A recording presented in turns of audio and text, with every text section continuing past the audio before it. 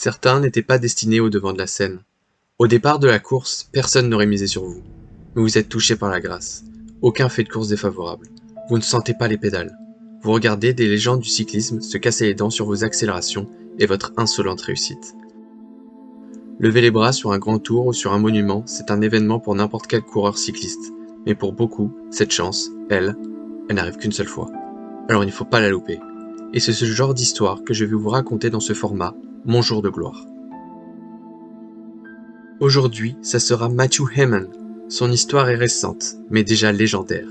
Une échappée de près de 200 km. Un final à couper le souffle sur les pavés menant à Roubaix, où il répond aux attaques de légendes des classiques du Nord, comme Bonnén et Van Mark. Enfin, un sprint à 5 tout bonnement somptueux sur le vélodrome. Assez parlé, passons maintenant à la vidéo.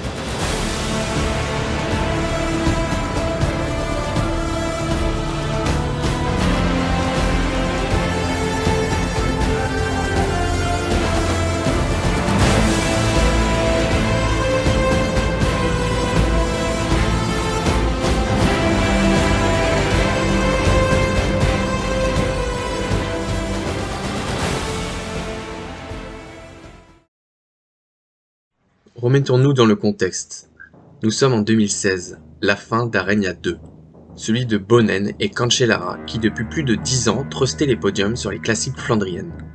Le Suisse a très vite communiqué que cette saison serait sa dernière, et Bonnén est de moins en moins performant depuis 2 à 3 ans. Une page se tourne, et de nouveaux noms apparaissent sur le devant de la scène.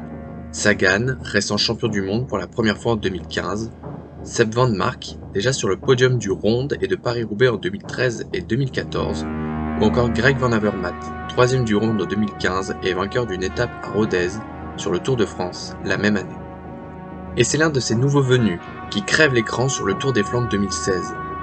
Peter Sagan triomphe en arc-en-ciel. Derrière lui, Spartacus termine deuxième avec les révérences de Van Mark et semble très fort pour sa dernière tournée flandrienne. En revanche, Bonnén est un ton en dessous et fait peut-être la saison de trop. C'est donc dans une période de passation de pouvoir que démarre ce Paris-Roubaix au goût si particulier.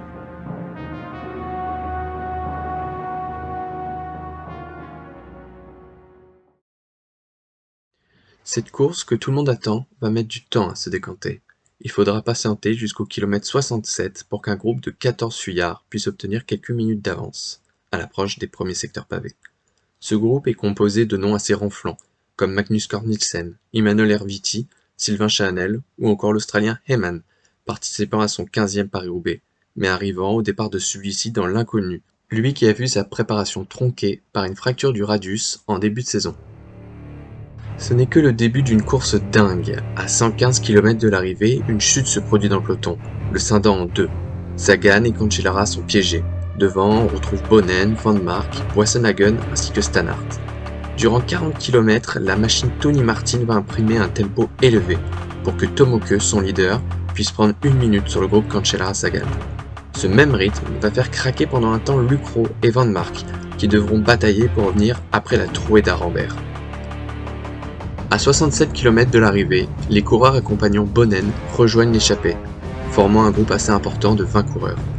Hayman semble en forme, lui qui a tenté quelques kilomètres plus tôt de se faire la malle en solo. Une tentative vaine car il se fera rattraper par un groupe mené par la Sky. Le groupe Cancellara commence à être loin, malgré les efforts de Popovic et de Stuyven, quand soudain, les coureurs Sky, surreprésentés à l'avant, se retrouvent au sol. Oh, chut, quelle catastrophe là. On a presque vu du BMC. Il y a Lucro qui est tombé. Ça c'est très mauvais pour l'échappée ça.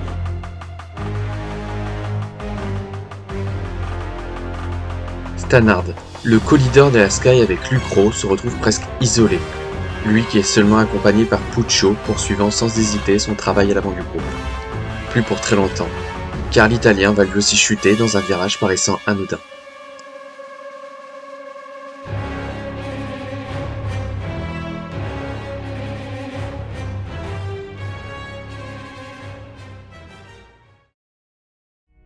Le désordre causé par ces chutes vont permettre au groupe Sagan-Cancellara de revenir à 35 secondes à la tête.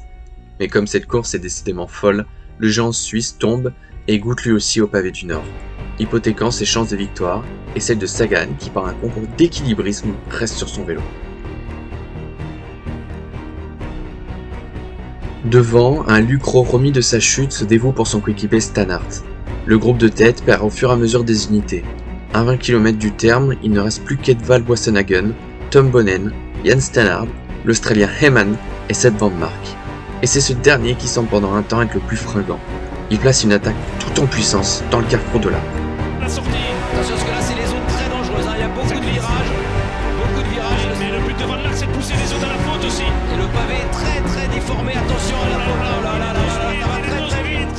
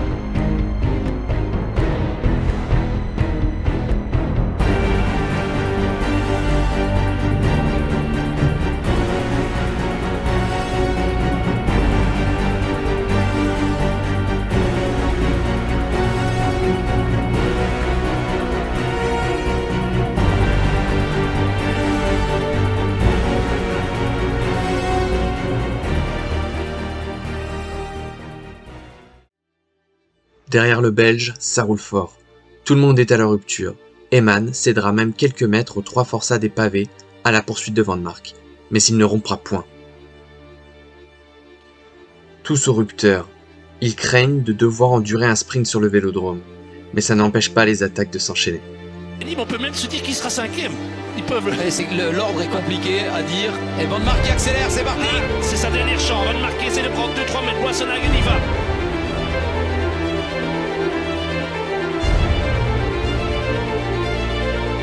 Tout le monde se regarde. Attention à Heyman, c'est parti pour Heyman et voilà. En même temps que la voiture. Heyman contré par Van Mark.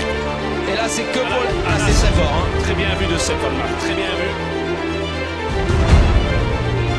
Van Mark Bonnen. Et Bonnen revient facilement. Et il en remet une. Et c'est Bonnen qui attaque. Oh, il est à domicile, Bonnen, quand vous entendez. Oh là là là là. Qu'est-ce qu'il fait à Bonnen? Attention à Stannard, attention à Stannard. Là, Stannard peut faire mal si Boasson-Hagen ne va pas dans sa roue. Faut y aller, c'est faut y aller.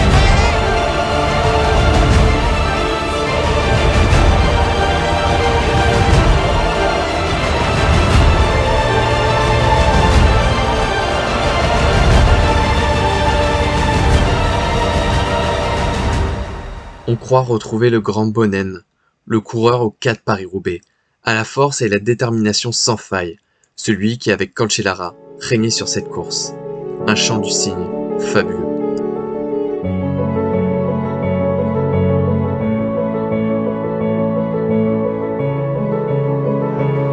Climbing out of the sort of urban conurbation here. Cancellara setting the pace on the front at the moment. It doesn't look like there's going to be a big stick.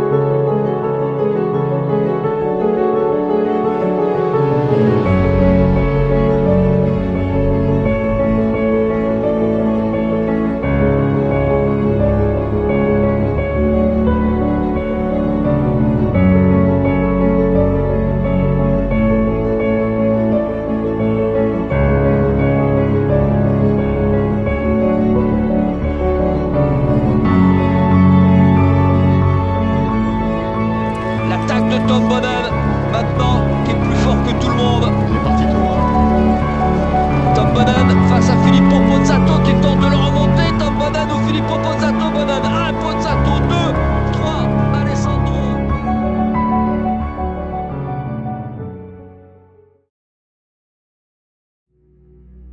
Mais il n'est plus seul sur sa planète. Aujourd'hui, il y a aussi Heyman, qui à 2 km du but attaquera en sa compagnie. Sa machine. Et c'est parti pour Et ça. vous Ouais, avez c'est- raison, Heyman bien. Hein. Heyman qui revient, Il va, Boasson-Hagen. il va contrer Bonnen tout de suite. Il va contrer Bonnen tout de suite. Parce qu'il peut pas arriver au sprint, et oui. Et Heyman qui attaque en puissance. Et Bonnen va pas pouvoir y aller. Si, il va y arriver. Allez. Malgré leurs efforts, c'est bien à 5 que la victoire se jouera sur le vélodrome. Un sprint époustouflant qui se passe de commentaires. Si Bonnen gagne, c'est pour l'histoire. La 5e. Ça va revenir derrière.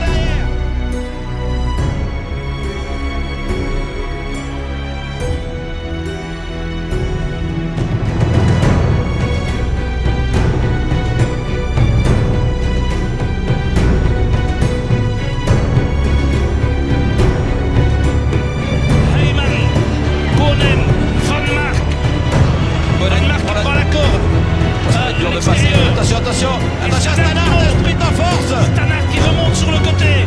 Avec Bonnen, ça se coince et Hyman, Bonnen. Hyman qui va gagner. Hyman va gagner. Non, Bonnen. Non, c'est Hyman. L'Australien remporte ici sa première course depuis Paris-Bourges en 2011. Impensable en début de journée. Lui, l'illustre inconnu, avait tout de même déjà terminé 8e d'un Paris-Roubaix. Une performance qui ne se reproduira plus, puisque le natif de Camperdown ne regagnera plus dans sa carrière. Son jour était déjà passé. Derrière, Cancellara termina bien loin du coureur de la Orica Greenedge. Le Bernois dit adieu au classique du Nord avec un goût d'inachevé. Bonnen attendra l'année suivante pour définitivement dire au revoir à sa course favorite. La fin d'une ère, mais le jour de gloire de Matthew Hayman.